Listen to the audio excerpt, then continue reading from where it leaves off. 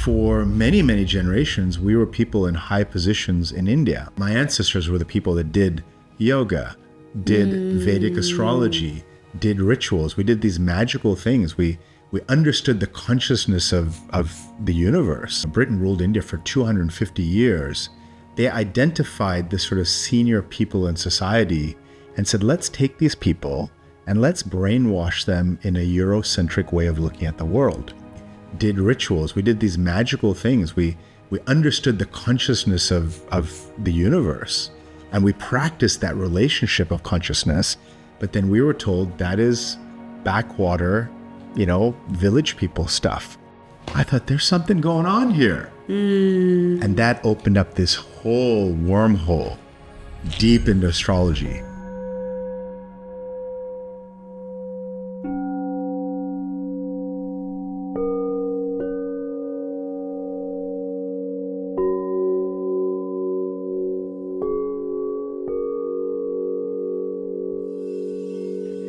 Welcome to Deeply Well, a soft place to land on your journey, a podcast for those that are curious, creative, and ready to expand in higher consciousness and self-care. This is where we heal. This is where we transcend. Welcome back to the Deeply Well podcast. Of course, I'm your host, Devi Brown, and I'm so glad to have you with us this month. November is a time where we start to really, after the election, slow down, rest, reflect, and make space for what grounds us. We are getting ready to walk into a new year. And even though I do not believe that January energetically holds a lot of energetic potential for us, it is a marker for us societally to start something new and to really begin to expand in what will unfold for us in spring. I like to start doing all of this right now. November is such a great time to start to visualize and to begin to wrap your mind around how you want purpose and healing and love to show up in your life for the next calendar year. So it always feels good for me to be on this show and be speaking with everyone in November. Our theme this month is really about coming back to ourselves, discovering new rituals, new practices, and help us to feel more grounded and more connected. I know so many of you are feeling the quickening of energy and just the sense of life moving at a really overwhelming pace. Seems like that tends to get even more thick and nuanced as we climb into holiday season. The moment before we have this, quote unquote, big breakthrough of our new year, we're usually often always confronted with things that can trigger us or bring us charge. And it often comes through the desired expression of joy, this belief that coming together and being happy. And then we find in those moments, we're also confronted with some of the things that could stand to come up for review for us. So I want you to think about all that as I really gear up to tell you about the incredible topic and conversation we are going to be having today. All month long, we're bringing you tools and wisdom to help you find your balance. And today, I think, is going to be quite the deepening of that experience. We are diving into a very powerful topic that is so close to my heart today with a very special guest, Vish Chatterji. After a successful career as an engineer, executive, and entrepreneur, Vish is honoring his sole purpose as an East meets West executive coach and Vedic wisdom teacher. He helps people find light through the traditions of his ancestors, leveraging yoga, meditation, Ayurveda, Vedic philosophy, and Yodish Vedic astrology. His coaching practice, Head and Heart Insight, serves clients across the globe, and he serves as a faculty coach and educator for the Berkeley Executive Coaching Institute at UC Berkeley.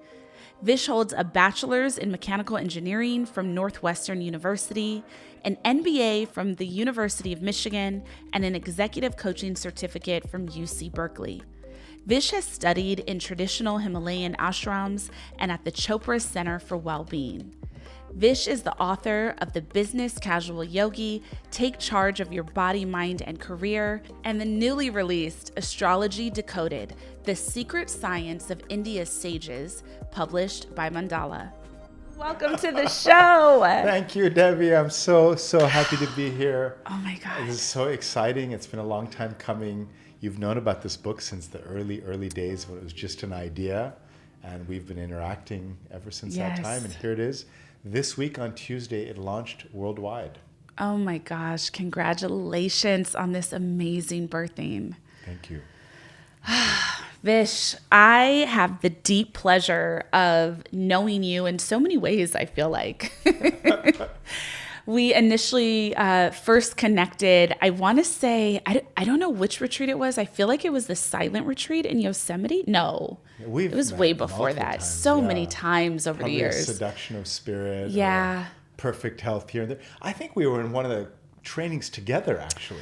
Yes, we were. We did a focus group. Yes. Oh my gosh. Okay. So me and Vish go back. Yeah. But a lot of our early origins and connecting came through the Chopra Center and Chopra Global, which we both have such deep ties to and such a deep relationship with. Yeah. And I do remember everyone in that circle, in that ecosystem, was just always so in love and obsessed with you. So everyone from the teacher lens was always like, oh my God, Vish is here, Vish is coming. And so when I finally had a chance, to sit with you to catch up, I remember realizing when Deepak and I were leading a silent retreat in Yosemite with Chopra right after the pandemic ended. It was really intense, actually. Yeah, it was really intense. And I remember you and I were talking by the fire, and I was just like, I need to be a client. I need to talk to you. I need to have more access to you. And then that started our journey in a relationship with you as one of my just most trusted, valuable teachers in my life and guides and coaches. And you've just brought such an immeasurable amount of introspection and expansion into my world. And I'm so thankful for you. Is there a way in the post-editing to wipe away my tears? Are you tearing up right now? That's very kind, Debbie. Very kind. Thank you. Yeah. Thank you. I mean, it's so It's deeply. been a wonderful connection with you. And of course, as I looked into your chart, and I know your birth chart, you can see the connections. They're beyond lifetimes, right? And we're both Cancer rising, so that's also very interesting. But there's definitely a past life, relationship on a spiritual level. So, and it's interesting when you introduced my bio, I was so touched by it, and then you said astrology, and astrology is really the astral plane. So there's a connection on an astral level. So there's never a slip up of words. When a word is, said some way, you have to think, what is the meaning there? Yeah. And it is a study of the astral plane, literally. Right? So that's where I think the word comes from at some level. Yeah. I love, yes, thank you. What everyone at home might be edited out, but I was like, an astrology. And I was like, let me re-record this. Yeah. But it's the astral plane that we're talking about. Because astrology is a study of the planets, right? We talk about planets, and we talk about this sort of floating rock gas thing in space. And why would a rock floating around in space affect us? Well, at a physical level, it's like saying, well, we're just bones, joints, and muscles walking around and nothing else. Yeah. But there's more to us, right? There's this subtle layer of our being, this mental, sort of subtle energy, emotions, our mind, our intellect, all of those things. That's another layer, a subtle layer. So in the same way, on an astral level, the planets have a life. They have wisdom. They have energy. They communicate with us at the astral plane. Yeah. Okay. I can't wait to dive into all of this. We have on this show, I am a devoted lover and student of astrology. I just have to say, I find it to be so remarkable and so deeply useful. I'm like, this is my manual for how to live. And I think that's something I love so much in the work that I do with you. I get to kind of put on this and especially because you are a master at this, I get to get into the finest crevices and layers of astrology. And I think that is something that I find really uniquely special about Vedic astrology in particular. Before I dive into all that, let me start a little bit earlier in your journey, and then I want to kind of unfold what is so unique and special and the origin stories Yeah.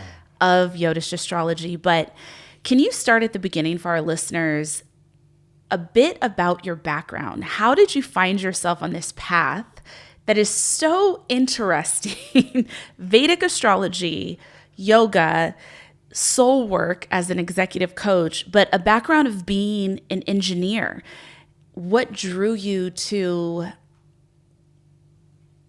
unfold your purpose in such a way?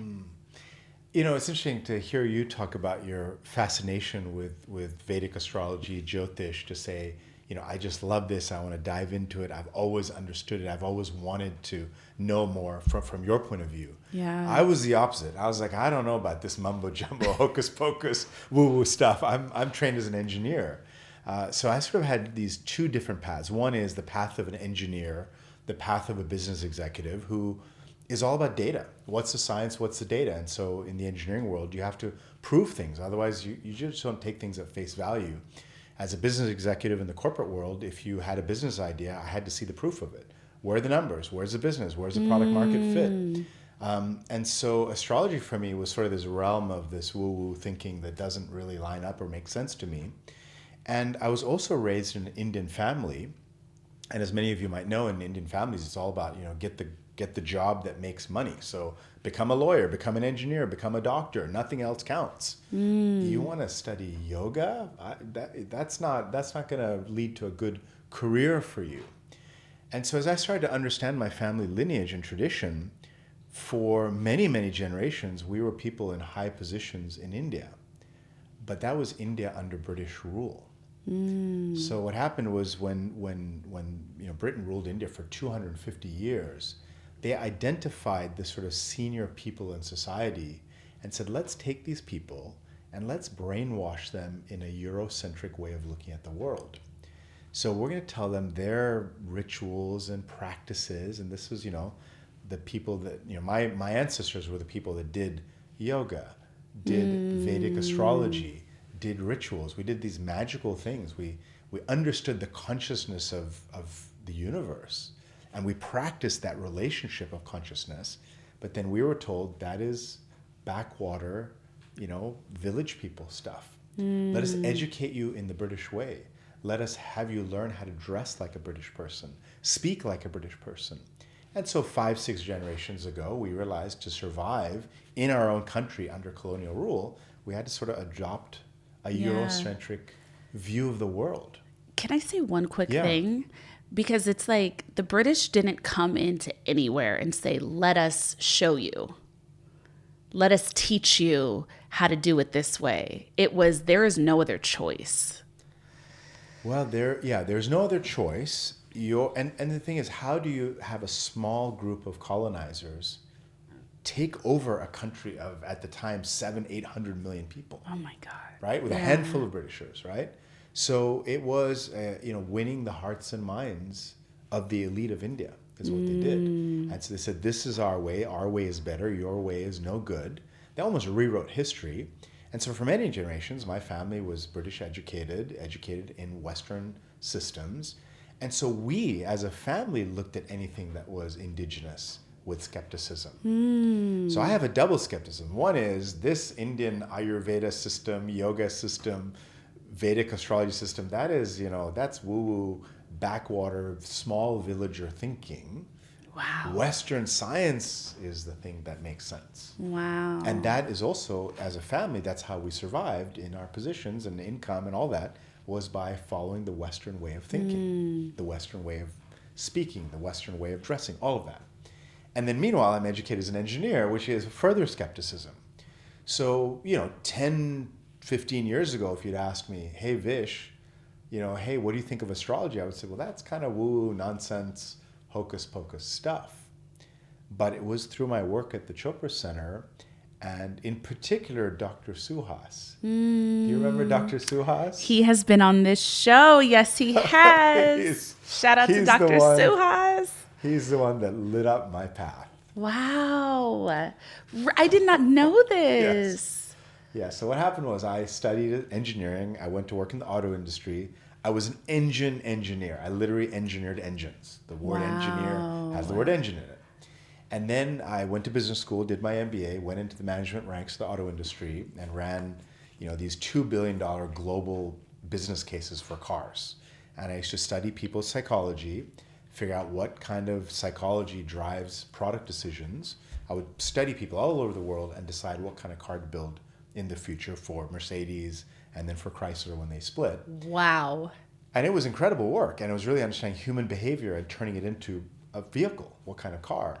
And of course, as you rise up the management ranks in the corporate world, you start to do a lot of leadership training. So I would go and they would fly us in the Mercedes airplane to Germany, to these training centers deep in the Black Forest. And they would train us on human behavior and human leadership. And all of this time, I always maintained a daily morning yoga practice and meditation practice as a stress relief tool. That's all I knew it for. Wow. Yoga, meditation, keeps you stress-free, get through the workday. But I knew a lot of the yoga philosophy. And what I was noticing in management training, what they're teaching you to be a better leader, lined up with what I was seeing in yoga philosophy. And I was thinking, there's a connection here. Wow. Whatever management training I was in seemed to be a more junior, infantile way of thinking about human development that the yoga system had already figured out. The ancient Indian people had already figured out how do you perfect being a great human being. And so then when my corporate career moved on and I decided to do a startup and went through all of the California tech entrepreneur ups and downs, and I finally emerged from that mess, I thought, you know what? I think I need to coach and help people. I need to be like a leadership coach. And people are asking me for help. They said, hey, Vish, you've seen a lot of things in your career. Would you consider coaching me? I'm in a leadership journey myself as an executive.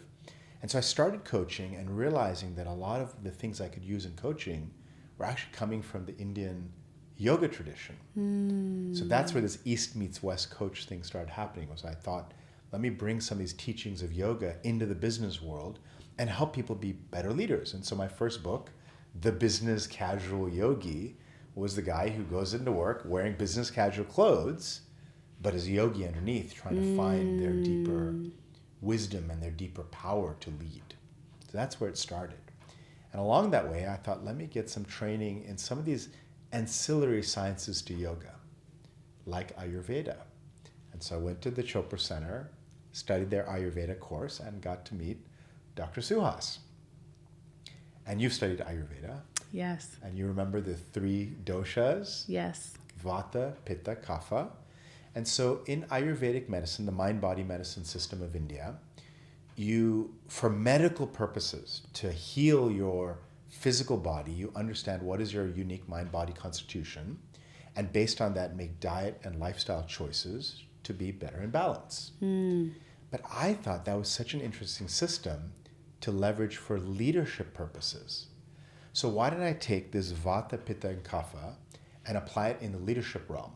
Kind of like a personality test, right? All these corporate people, they do MBTI, Myers-Briggs tests, DISC profile, Strengths Finder, all that.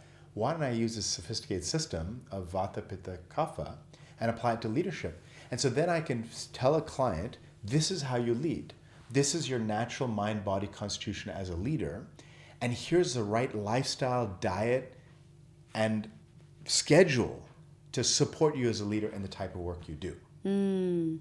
Right?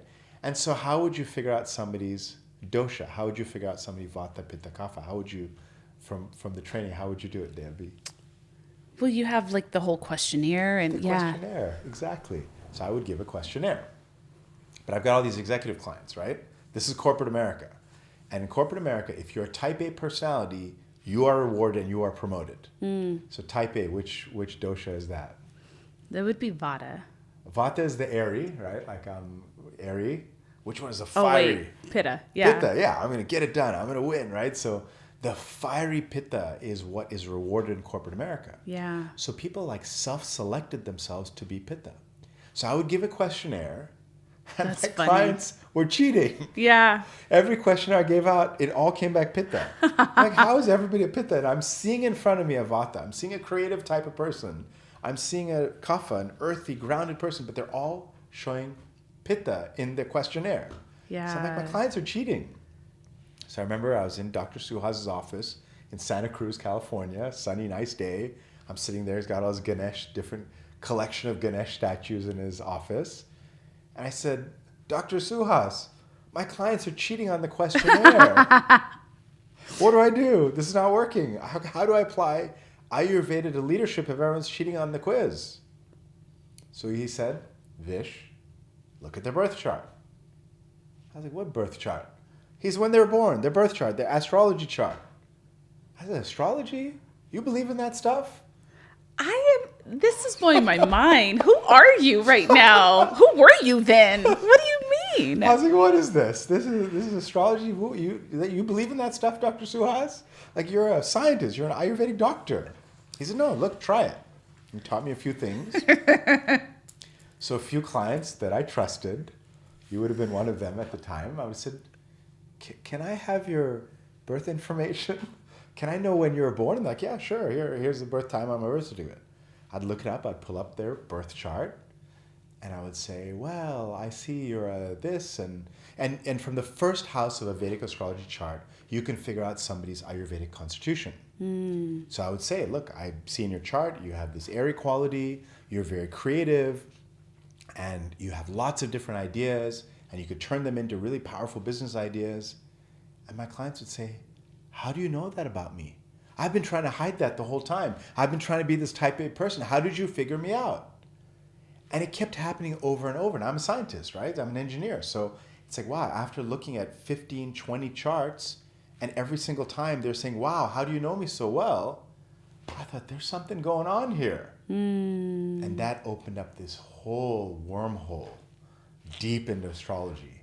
And now here I am sitting in front of you talking about astrology and having written a book on astrology. It's one of the things that I find so remarkable and fun and just always playful about Vedic astrology. Like the specificity always takes my breath away. And I remember, speaking of Dr. Suhas, when I had already been acquainted with my chart, but not to his degree.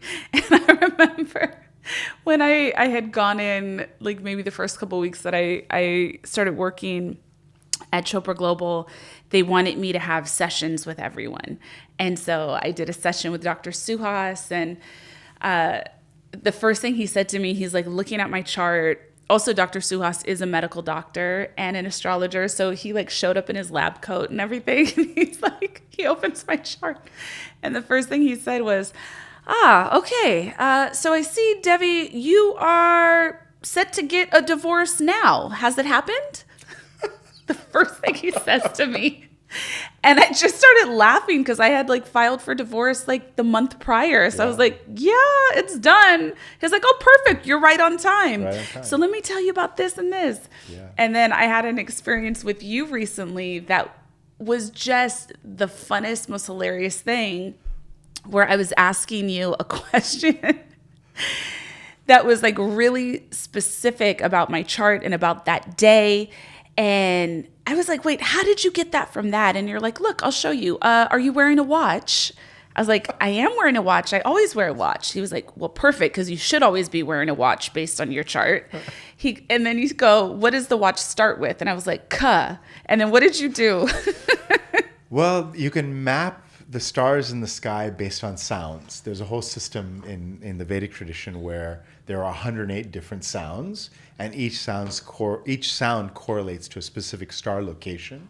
And when you use that sound, especially in a watch or a name, it activates that star in your life, and then things start to happen in that way. So wherever Ka was in your chart, it was activating that particular topic that we're talking about, and that was going to then happen for you. And watches are really interesting. I've been fascinated with them. I'm a watch lover myself. And it is the only thing in your life. I think there's only two things in your life that have a heartbeat and that tick. Your car, right? When the engine's running, it's ticking. There's a very specific beat of an engine. I know that as an engine engineer. But then a watch ticks. It ticks and it ticks and it ticks. And you wear it. So on your body, you have your heart ticking, and they call it a ticker, right? And then you have your watch ticking as well. And I've been fascinated to learn that when you wear a watch that has a battery, when you put the battery in it, the battery's draining. And so little by little, it's dying. But when you put an automatic watch in that doesn't use a battery, that goes off your emotion, that's your heartbeat is moving your body. Your movement of your body is moving the mechanism of the watch, keeping the watch perpetually running. Wow. So an automatic watch is very good for health. That's one of the things. And of course, now everyone's like, I want a smartwatch. Well, the smartwatch dies, every 4 or 5 days. So how's that for your health? The smartwatch is on sometimes, off sometimes. Like, what does that do? Versus a watch that's on all the time and ticking. So it's been kind of interesting to think about the energetics. That's so interesting. I'm such a watch person, and I always have been. Like, as a little girl, I wanted an old train station pocket watch. Like, that was my dream as a little girl. I wanted to hold a pocket watch in my hand to check the time. What? But then you showed me, you were like, no, actually, you should be wearing a watch. It's based on your chart. It's very beneficial for you to have a watch on. And I'm just someone that always loves to tell the time by a ticking hand. Yeah, so that's what happened for me in astrology is, with Suhasji, he taught me and I started to learn from him initially. And I learned like, wow, I can tell somebody's mind-body constitution from the chart. But then, of course, my question was, well, what else can I do with this? Yeah. Like, now that this is working and I've got these data points, and so what else can I do? And then I started diving deeper into the system of Vedic astrology specifically. I started to find you can tell a lot about, what's happening in somebody's life, what happened in the past, what will happen in the future, what happened last lifetime, what happened 5 lifetimes ago, what's going to happen next lifetime. And it just opened up this whole world. And then, as many astrologers, I'm deep into the chart, I'm looking at the chart, I'm making assessments. But then I realized the chart is just a map of the heavens and the stars to try to map your consciousness. But then let's get out of the chart, let's get out of the astrologer, and let's get into the real world. What's happening around you, and how are events and items in your life related to your energetic and cosmic journey? Yeah. And that's when I started to realize, like, you don't need a chart. You can literally see the world around you and understand how the planets are acting. So what I did in my book is I just described, here are these 9 planets that we use in Vedic astrology. Here are their archetypes. And those archetypes represent many, many things in your life. So Saturn is a slow-moving planet, and it is a planet that rules time. So when you wear a watch, you're automatically honoring Saturn. Because Saturn marks the movement of time. Saturn also is related to karma. And I have so much Saturn. And so much Saturn. And so you wear a watch and you start to calm down Saturn, because Saturn says, hey, you're somebody that cares about time. When you disrespect time, you're automatically disrespecting Saturn, and Saturn causes hardships and challenges in life. So a lot of times when I see somebody with difficulty with Saturn in their chart, I say, hey, how often are you late to meetings? Oh, I'm late all the time. Well, start showing up on time for meetings. You're going to get Saturn into whack. Do you wear a watch? No, I don't wear a watch. Start wearing a watch. You're showing Saturn you honor time. You're on this earth for a limited time. How will you use your time wisely? The watch is a symbol of somebody who wants to use time wisely, right? I came to your studio this morning, and I noticed no one was wearing their shoes. I said, let me take my shoes off. He said, no, you can wear your shoes. That's okay. I said, really? Do you normally wear shoes? You said, no, I don't. Not normally in the house. Well, that's good consciousness, because shoes are connected to dirt. Shoes are connected to feet. And that connects to Saturn, the not so good side of Saturn.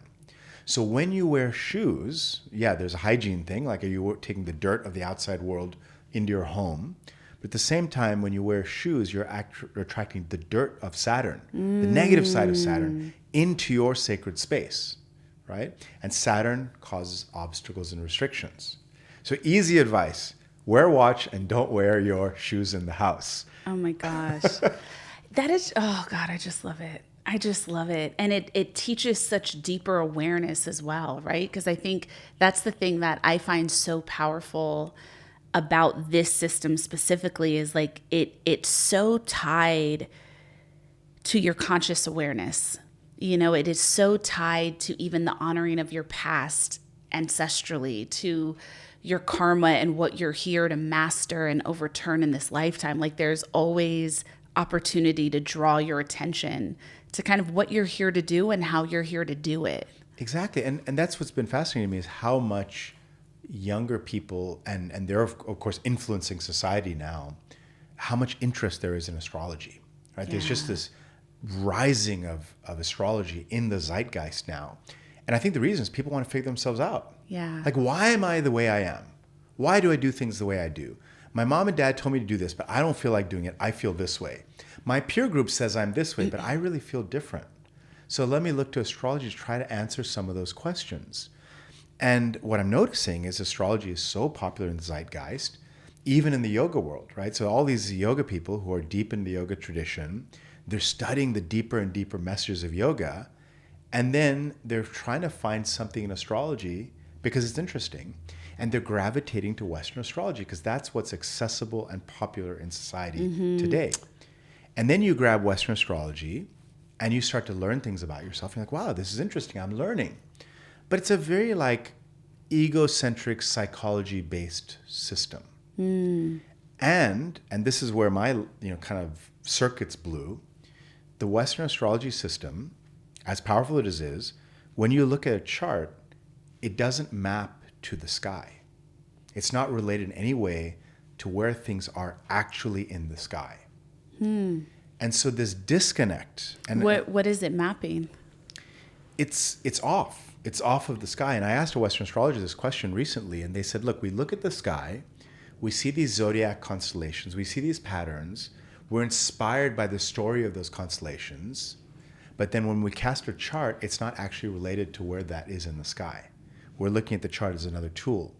And so this, I don't know why they use a system that's not mapped to the actual sky, but the Indian system, the Vedic system, maps directly to the sky. What you see in the sky is what you get in the chart. So if I say, hey, when you were born, the constellation of Cancer, the actual zodiac constellation of Cancer, was on the eastern horizon at the moment of your birth. If an astronomer took a telescope at the moment of your birth and looked east, they would actually see Cancer stars on that eastern horizon. In the Western system, the calculation is about 23 degrees off of reality. So they'll tell you, oh, when you were born, it was Gemini. They'll say, oh, you're a Gemini rising, but that's actually not what you see. So what they're using is called a tropical zodiac. And, it gets into complex astronomy. As the Earth rotates on an axis, it wobbles. As it wobbles, it sort of shifts where the sun rises. And every spring where the sun rises, the vernal equinox, they call in Western astrology that as a 0 degree starting of the zodiac. But they picked a point in space that keeps shifting because the sunrise in the spring changes every year. So every 72 years, the Western zodiac shifts by 1 degree. And now it's shifted to 23 degrees. But at one time, the Western zodiac and the Vedic zodiac aligned. I believe that's when they started their system, maybe 2,000 years ago. The Vedic system is 15,000 years old. 15,000. Easily, if not more. 15,000 years old. Wow. And so there were these rishis, these sages of India that sat in deep meditation, and they heard the message and meaning of the universe. And in their brains, in their deep complex awareness, they understood this is the nature of our very existence and consciousness. And they intuited that the stars communicate with us. And they came up with a system of mapping what star was where. They picked a fixed point in space that never changes. And that fixed point in space is how they base their calculations. So 15,000 years ago, 10,000 years ago, today, 5,000 years from now, 20,000 years from now, the zodiac never changes. It's fixed. That's the Indian system. And so when I started to see this correction in math, that's when I realized, oh, that's why I was skeptical before with astrology, because the math was wrong. And that's why I'm now a believer of astrology, because the math is right, depending on the system. And so these seers had this sense, and they started communicating in oral tradition. They started telling people one generation after another about this system. Ayurveda, yoga, Vedic philosophy, Vedanta, Jyotish, Vedic astrology, all these systems would transmit in oral tradition. So you can imagine that from the heavens they learned something, but the moment they spoke it, some fidelity got reduced because the spoken word is not as powerful as the intuitive understanding, right? Then, finally, after maybe 8,000-10,000 years of oral transmission, about 5,000 to 7,000 years ago, they started writing it down. This became known as the works called the Vedas. The Vedas, right? And this is where all the teachings are in these texts. So now you lost some fidelity when you spoke it, and now even more fidelity was lost once it was written down. Because the written form isn't as powerful as spoken, not as powerful as listening, not as powerful as intuition. Then those texts along the way got lost, destroyed, burnt, multiple invasions. The Mughals, the Muslims invaded India, subjugated the people. The British came to India, subjugated, burnt texts. The Muslims destroyed temples. So a lot of history. So all those texts, some small percentage then remains. Then the learned people who understood the text, like my family, were told, hey, forget about that nonsense. Go study this other stuff. So not only did we lose a lot along the way, but the texts that remain were only studied by people who weren't really qualified, didn't have the real consciousness. So then it sort of got reduced into nothing. And of course, a Eurocentric view of history, Eurocentric view says the Indians didn't know anything. Everything came from outside. They were invaded by other forces, and those forces brought all these systems to India. That's like a revisionist, like colonial British-centric way of thinking. Now with genetic testing, we're realizing, oh wait, the Indian people actually knew something. It started in India, right? So for me, I feel like an agent of this, bringing back the wisdom of the indigenous culture of India. It's time now. Why should we stay suppressed all this time? So then, as you start to think about astrology, you start to realize, where was the original system? It was in India. And this fascination of Western astrology is sort of this derivation of the original system. It has wisdom, it has power, but it doesn't go as deep. It doesn't have the history and integration with other cultures. It's almost like comparing Pilates and yoga. Yeah. They're both stretching, but they're totally different. Yeah, and they both are deep and can be revolutionary, but very different. Yeah, and have some... That's so fascinating. Like all of the way that you're describing this is opening a few doors in my brain to things I can't wait to feast on later. Vish, I would love to open up your book for those that are our YouTube subscribers that are watching this on the Devi Brown Wellbeing YouTube page. Yes. Can I see that beautiful box you have? So I brought a nicely boxed, packaged book for your team. And if you're watching this live on video, just imagine you're receiving this box as a gift. Unfortunately, I have to actually go and buy the book, but imagine I'm presenting it to you. And I'd like to present this to your team. Thank you. My book. This is so beautiful. I love the color. I'm so excited. I'm so honored to have given a quote for your book. So I'm on the card and the back. Oh, this is so beautiful. Okay. I'm going to put this down and open it up. I hope those listening are enjoying the sound of opening paper. Do you hear that? This is so gorgeous. This is so beautiful. Gorgeous purple color, gold. And Debbie, take the jacket off the book, because this is what I was really very touched. The publisher made the effort to still honor the actual the actual cover of the book. It's got this gold foil and silver foil in there. It feels so substantial. Yeah. And then the pages, the paper, like the luxuriant paper. Just, I mean, I'm so touched. ASMR, do you hear that?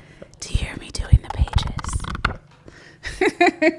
Yeah. It's Vish, it's absolutely stunning. The quality is incredible. It feels like an heirloom quality book to stay in the family and to use for generation after generation. It is gorgeous. Gorgeous. Everyone go get this book.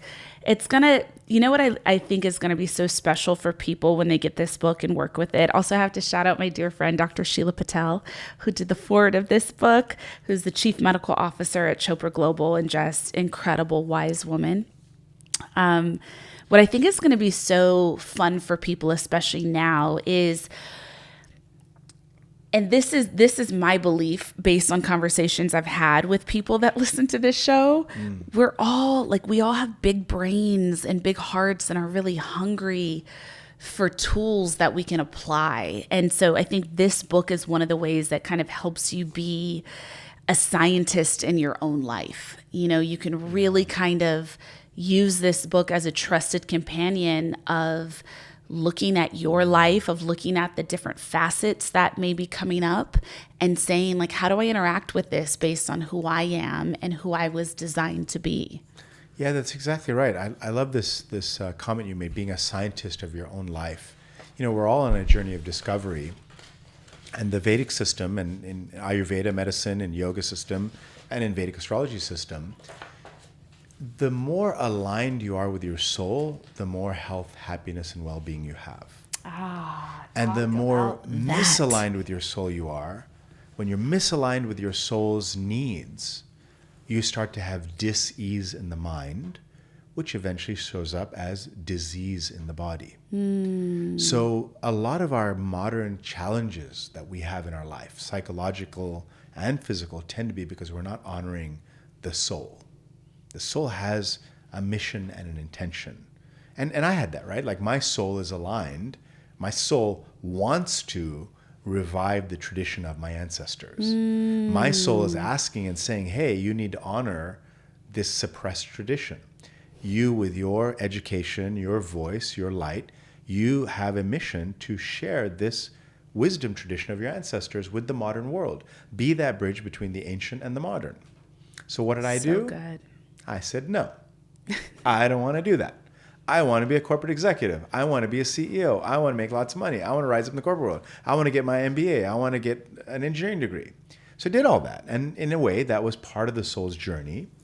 But I clung on to it. And I wanted it. And I started to have dis-ease.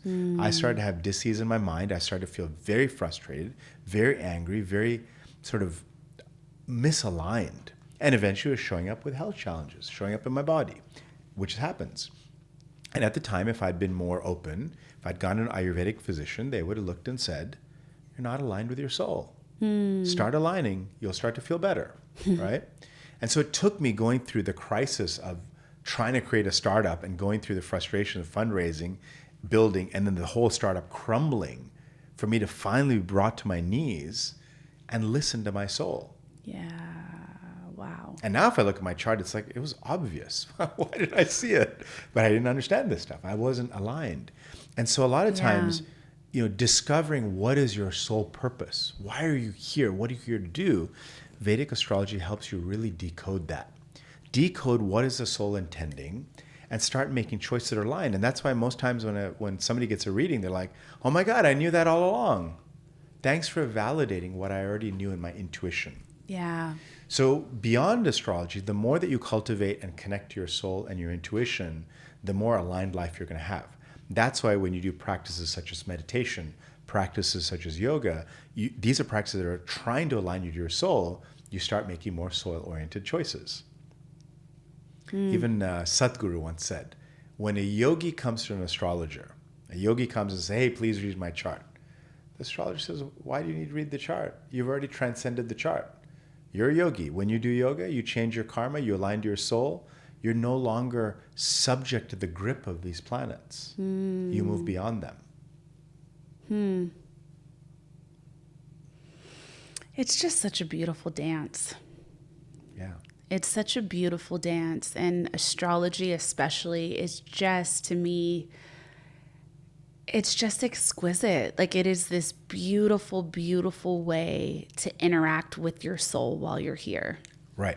And I think the intimidating part is, how do I know my astrology, right? People are like, well, it's, you know, like in Western astrology, you tell somebody what month you're born and they're like, oh, you're this sign. Yeah. And then you gravitate to that sign. It's a cocktail party conversation and it's great. Right? But then you go to Vedic astrology and you're at a cocktail party and you say, hey, I've, you know, what's my, hey, Vish, you're an astrologer. What's my sign? I'm born on this date. I don't know. I have to calculate it. Because astrology, in the Vedic sense, you have to know the exact time of birth, the exact planet location on planet Earth that you were born. You need those details to get an exact astronomical calculation. So what was the time of your birth? What was the date of your birth? Where on planet Earth were you born? Based on that calculation, I'll tell you your rising sign. So that's not as easily transmittable in a cocktail party or, pop culture kind of conversation. But once you know, then it's like, oh, now I got to look at this complicated chart. I got to find an astrologer to tell me all this stuff. Oh my God, it's too intimidating. It's too difficult. Well, let me get a book on Vedic astrology. Well, all the books out there are very complicated, right? Yeah. So, you get like a client gets a reading and they're like, tell me a book to read. And whatever I recommend, they're like 2 chapters in, they're like, I'm too confused. And they're like, I need to learn another language to be able to process it. Yeah. Even Dr. Sheila Patel, who's a doctor, she's like, I tried many times. I can't figure this out. Right? So my goal was to write a book that is accessible to everyday people. Very accessible. You pick up this book, and all I'm there to do is teach you the basic personalities, the basic archetypes of these 9 planets. And once you know these 9 planets and their personalities, and I tell them through story, through archetypal stories, mythology. Once you know that character, then you can understand how they express themselves through a zodiac sign. And may not be known in the Western astrology as well, but every sign has a planet that is behind it. So for today, when I arrived here in Encino, I pulled up the chart, and it's a Capricorn rising. Capricorn. So what does Capricorn mean? People say, oh, it's practical. It's, down to, just cut and dry and finance, good finance whiz. But Capricorn is ruled by Saturn. So naturally, we're going to talk about Saturn. What's the one planet we've talked about so far? It's Saturn. Funny. We're talking about watches and dirt on your shoes. That's Saturn. It's Capricorn. Behind Capricorn is Saturn. So when you start to learn about the planets, you understand the signs better.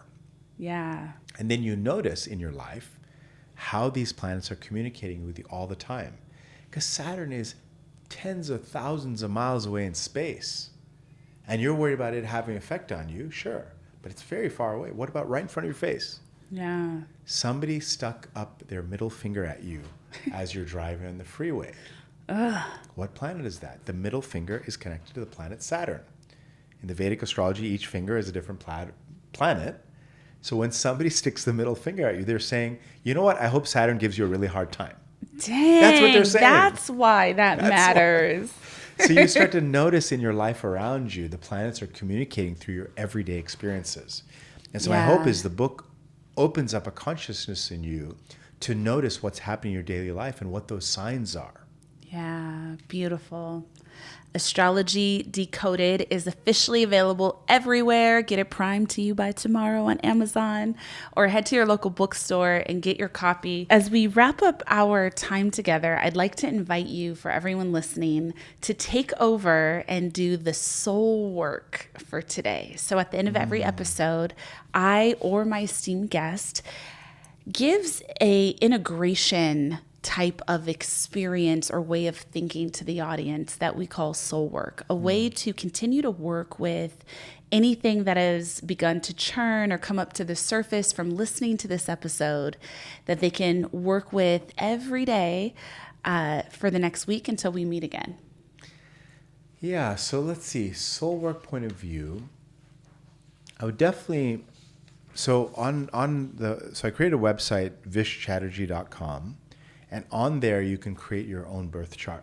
So without the book, it'll be hard to interpret it. But what I've done is just put very basically the planet that rules your chart. So if you go to vishchatterji.com, enter in your birth details, the best you know them, the rough time of day that you think you were born, put it in. And it'll say rising sign planet. And just look at what that says. What is the planet that rules your rising sign? It'll spit it out. That planet is a major archetype for you. So let's say that planet is Mars. Mars is a planet of fire and aggression. Let's say it's Mercury. Mercury is a planet of communication and expression. Let's say it's Saturn. Saturn is a planet of discipline and persistence and hard work. Let's say it's Jupiter. Jupiter is a planet of wisdom and knowledge and teaching. And of course, you can look up those archetypes. If you get the book, then they list what are the planetary personalities of these planets. But my assignment to you is figure out the planet that rules your actual real birth chart, accurate to the sky, and then look for how that planet is showing up in your life. So let's say it's, in this case, in this chart we used, Sun was the ruler of her chart. Her chart was a Leo rising, Sun was the ruler. Sun is a planet of will and strength and expression and confidence.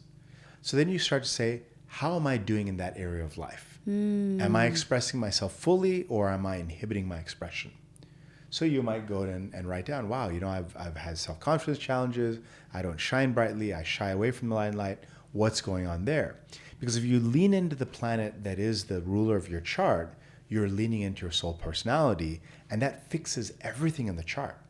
That's the one thing you can do, right? So if it's Sun, it's your sort of willpower, self-confidence. If it's Venus that's the planet, it's the beauty and connection to art and creativity, prosperity and love. If it's Saturn, it's discipline, persistence. If it's Mercury, it's expression and communication, technology as well. If it's Mars, then it's your willpower and courage and strength to stand up for what you believe in, aggression, anger, those things. If it's Jupiter, it's wisdom, counsel, learning, higher knowledge, higher philosophy. So just based on what I shared in these few minutes, figure out what is your planet and figure out how well you're showing up to honor that planet that is your soul planet. Amazing. Get the book, Astrology Decoded by Vish Chatterji. Go to the website, get your birth chart, combine those two things, and that is your soul work until we meet next episode. Vish, thank you so much for joining us on the show. I was so happy to be here. Want to tell all of your viewers and listeners that have a blessed, blessed life. Know yourself, explore your soul, and whatever challenges you have, they'll start to fade away as you really honor your true personality. So beautifully expressed. Astrology Decoded. Vish, thank you. Thank you, Devi. Namaste. Thank you. Namaste, everyone. Namaste.